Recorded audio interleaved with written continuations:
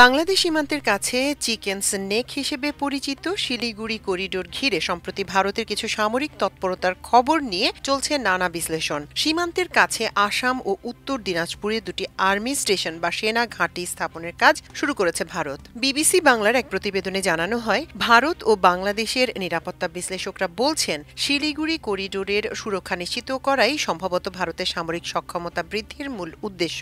একই সঙ্গে বাংলাদেশের রাজনৈতিক পট পরিবর্তনের কারণে নতুন ভূ রাজনৈতিক প্রেক্ষাপটও এই সামরিক তৎপরতার পিছনে একটা বড় ভূমিকা রেখেছে।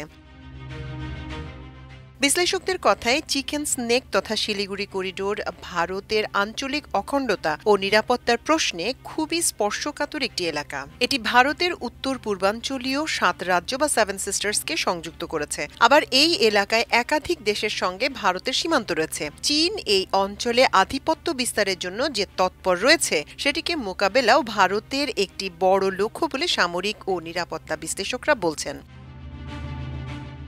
লালমনিরহাট জেলার সঙ্গে ভারতের সীমান্ত রয়েছে ৩৪৫ কিলোমিটার। সম্প্রতি সামাজিক যোগাযোগ মাধ্যমে লালমনিরহাটে সীমান্তের ৬২ কিলোমিটার ভারতের দখলে চলে গেছে এমন প্রচার করা হয়। ঘটনা কি তা জানতে লালমনিরহাট বিজিবির কর্মকর্তারা সরেজমিনে সীমান্ত পরিদর্শন করেন। লালমনিরহাটের ৭৮ কিলোমিটার এবং কুড়িগ্রামের কিছু অংশ নিয়ে বিজিবি ব্যাটালিয়ন ১৫-র আওতায় রয়েছে প্রায় ১৫০ কিলোমিটার সীমান্ত এলাকা। ১৫ বিজিবির অধিনায়ক লেফটেন্যান্ট কর্নেল মেহেদি ইমাম বলেন, লালমনিরহাট সীমান্ত নিয়ে বিভ্রান্তিকর তথ্য সামাজিক যোগাযোগ মাধ্যমে ছড়ানো হয়েছে।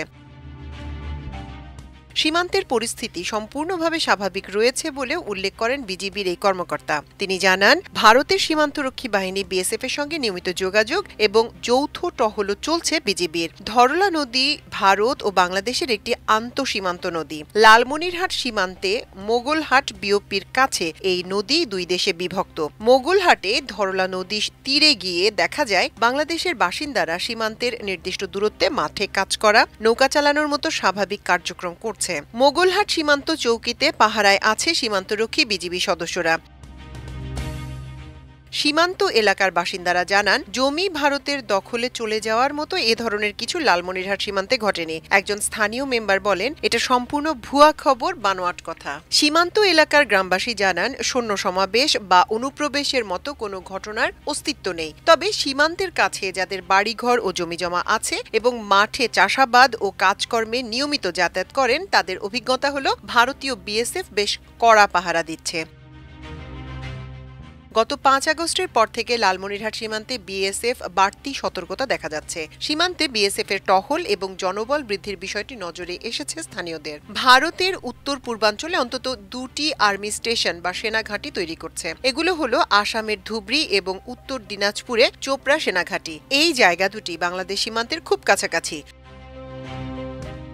ভারতের অবসরপ্রাপ্ত মেজর জেনারেল দীপঙ্কর ব্যানার্জি বলেছেন, এটি এক ধরনের সক্ষমতা বৃদ্ধির অংশ। কৌশলগত শিলিগুড়ি করিডোর ভারতের জন্য স্পর্শকাতর একটি জায়গা। বর্ডারে বিএসএফ এরই দায়িত্ব, আর্মি ওখানে একেবারেই ডিপ্লয়েড নয়। এটা সাধারণ সময় আর্মির কোনো রেসপন্সিবিলিটি নেই এখানে। তাদের কিছু এস্টাবলিশমেন্ট রেশনালাইজ করা হয়েছে এখানে, কিন্তু বাংলাদেশের রাজনৈতিক পট পরিবর্তনের সঙ্গে এর কোনো যোগাযোগ আছে কিনা এ প্রশ্নে দীপঙ্কর ব্যানার্জি বলেন, বিষয়টি সেরকম নয়।